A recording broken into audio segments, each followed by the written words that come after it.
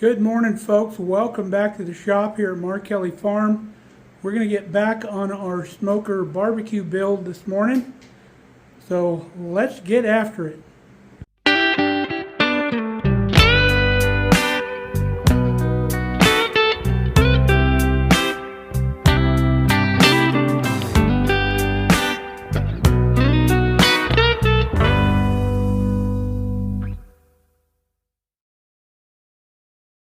It's only 7 degrees outside, so with the help of our wood stove here and some radiant propane heater, we got the shop up to 50 degrees even though we're not insulated.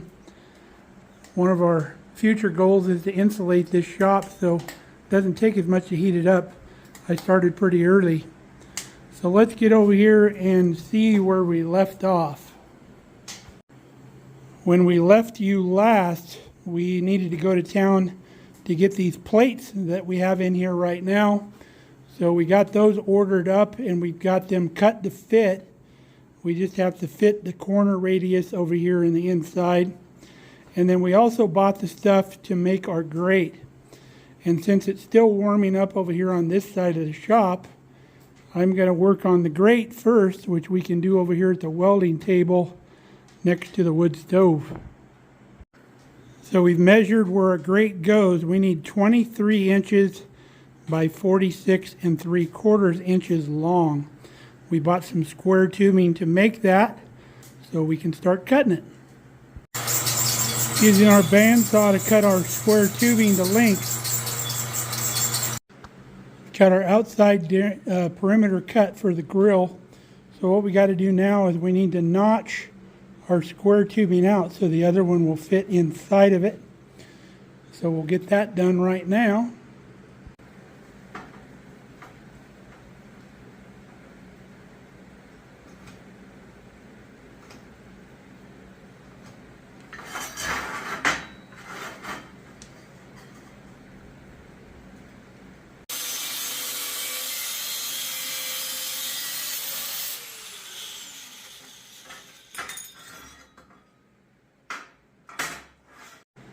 Got our corners all notched out. So the nice thing about having a good square flat welding table is you can clamp all this stuff down exactly where it needs to be and it's not going to move around on you. So we've gone around with a square, we've measured diagonal, everything, we're perfectly square. So now that all this stuff is clamped down, we can go through here and weld all the tops and don't have to worry about it warping.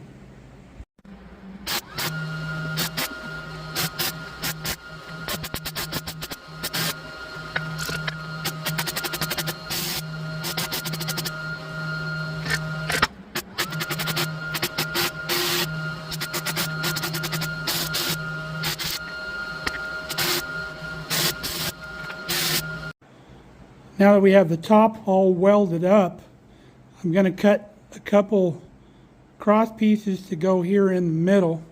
Now when you measure for those, measure on the end down here where you have a solid connection. In case this is moved around a little bit, you won't get a true measurement. Anybody that's been around a barbecue long enough knows if you don't have enough support underneath your grill, it tends to start to wave after a while, and we don't want that. Got our two cross pieces cut. Before we weld these in, I want to drill some ventilation holes in them. Just 1/4 inch hole in the side of each one. And that just ventilates the tube because it doesn't happen very often, but it can happen. If you have one of these tubes completely sealed on all sides, the air in the inside can heat up to the extent to where that cross member will actually explode. It'll build so much pressure. I know that sounds kind of hokey, but it has happened. And I forgot to do these, so we'll have to come in here and drill 1/4 inch holes, in only one in each big long side, and then one hole in each end here.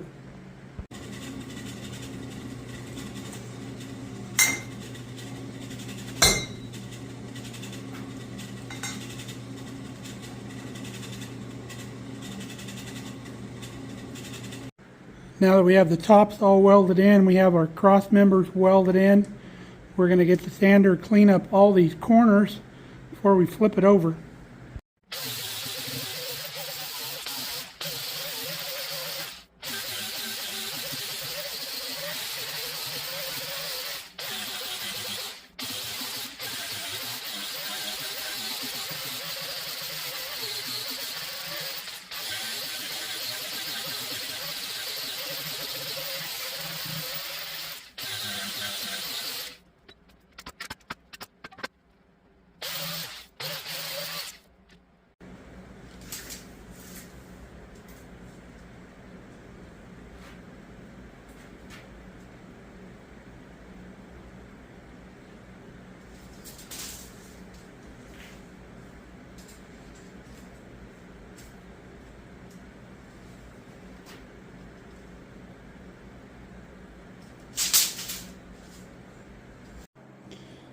All right, we got one side welded up. Before we do the other side, we brought it over for a test fit. It fits perfectly in here. It doesn't teeter on anything. That means we have everything nice and flat.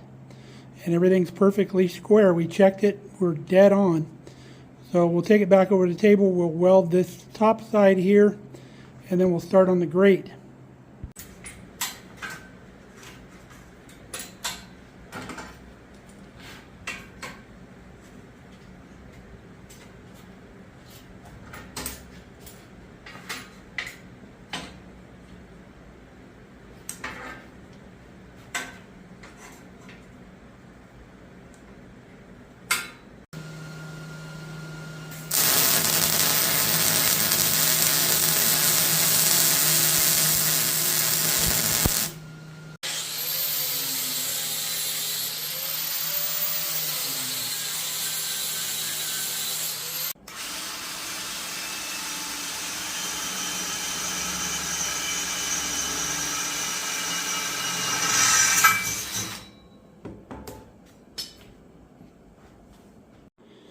All right, our framework is done. Now we're going to start on the grate. For the grating material, we have a piece of flat expanded metal. Now there's two types of expanded metal. You can see this stuff has a flat surface to it. The other stuff has a raised surface, and all expanded metal starts out raised, but then they'll either come through, roll it, or smash it to get it flat. We'll show a video on how this is actually made. It's pretty cool.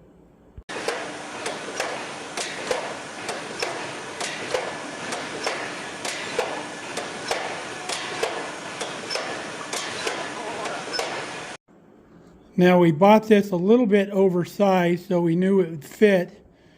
So we want to cut it to where it goes about 3/4 of the way across the square tube, all the way around. So we'll get our big straight edge out, and we'll mark all this, and we'll cut these two sides here, and we'll get it welded down.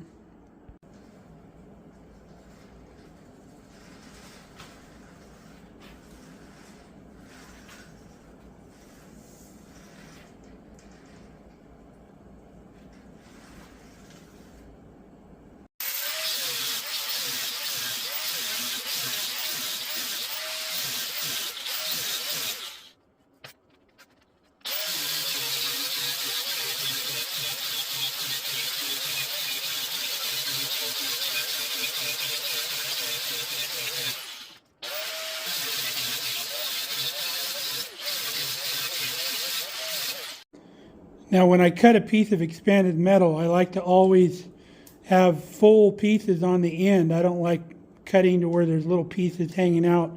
So we've got full piece here, all the way around, even on the other end. Now, I do something a little bit different than most people. When I weld expanded metal down, most people just do a skip like every fourth one. I actually put a weld on every single end because I don't want it moving up or anything like that, and it keeps it a lot tighter. Now here in the field, I'll only do, about 3 or 4 across there is plenty.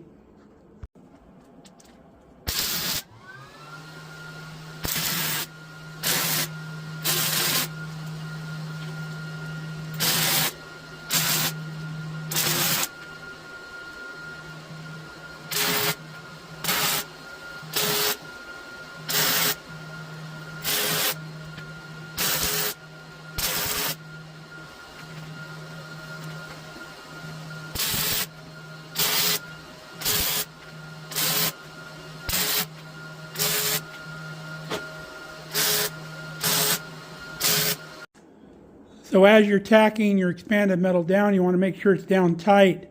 I will start on one end and I'll just kind of work my way down, because if you tack it here and tack it there, if it's up a little bit in the middle, you won't be able to get that out. So basically start on one end and just kind of push your way across, making sure it's flat. Now that it's all tacked down, we can just take off on it.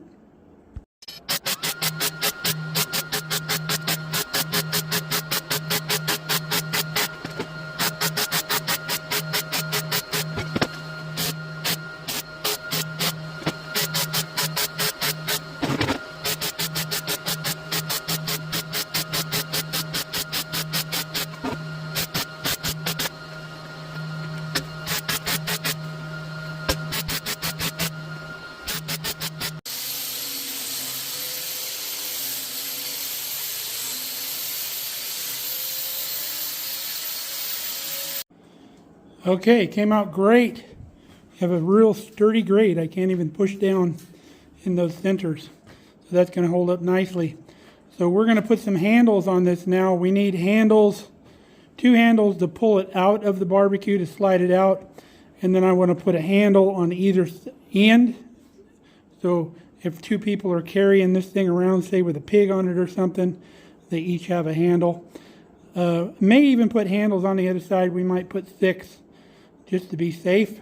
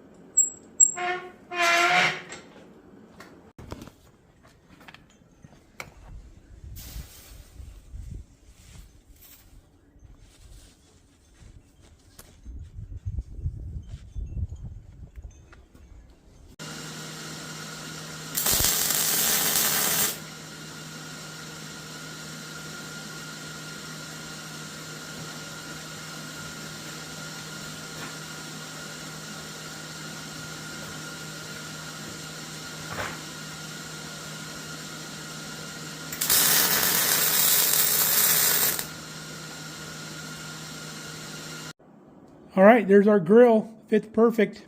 We have to angle the handles in a little bit so they clear the lid when it comes down. But building the grill is one of the more time-consuming processes when you're building a barbecue. So I only had enough 1/2-inch round stock to make 2 handles, so we'll pick up some more of that tomorrow. But the other day when I bought the steel, I got the 2 pipe plugs for the bottom to fill those 2 holes, so let's get those in.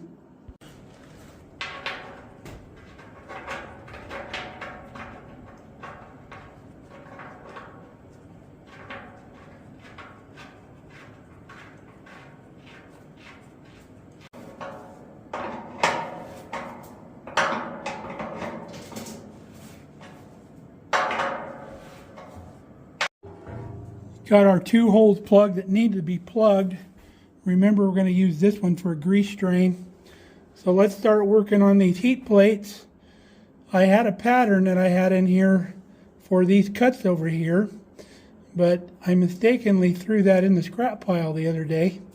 So we're going to have to fit this plate back up in there, cut it little by little to where it fits tight up against the firebox and fits those little notches right there that we need. And then we'll level this thing in here and we'll get to welding it. It's going to get welded all the way around. Got our plate fitted into the back. We can weld it against the firebox. We have it level in here, so we're going to start tacking that in. And then we'll have to cut a little notch in here for a piece of pipe. And we'll do the same thing on the other plate when it comes down. So both of these plates slope down just a little bit to the center, and then all the oil will run down and run out that pipe. You got the first half all welded in.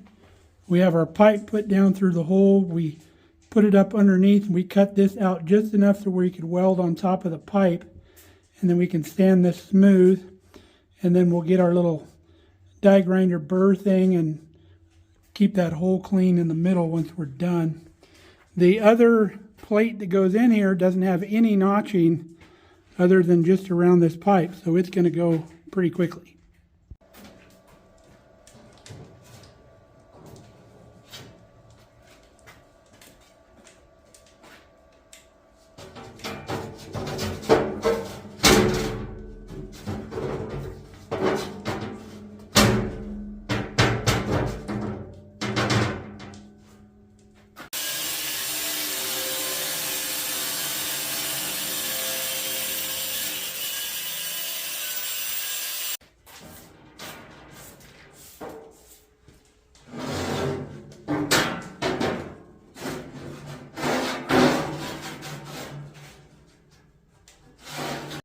Okay, our fire plates or heat plates are all welded in. A little hard seeing that stuff over on the other side. Kind of had to climb in there.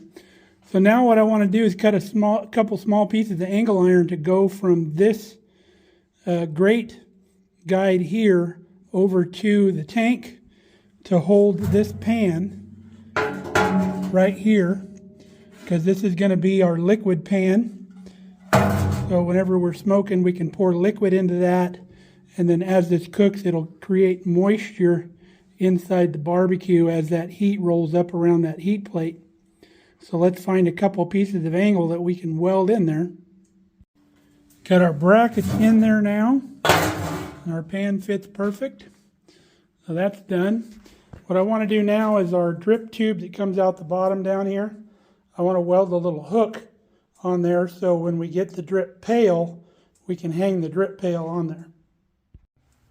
Little hook is there.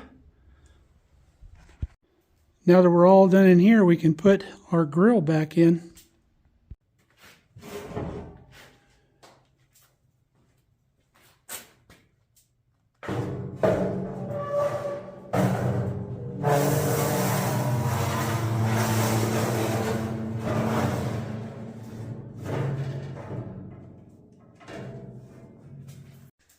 Okay, next thing we're going to do is we got an exterior filler neck for our water pan.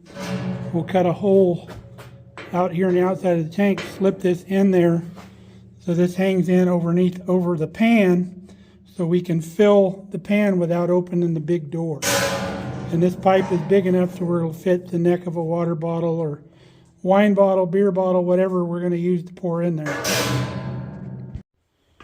Got our filler put in. Now if we find that that's too high later on, I can just get like a 45-degree elbow and screw on there real quick. You can see stick through here to the outside. This cap just comes off. You can pour whatever you want in there.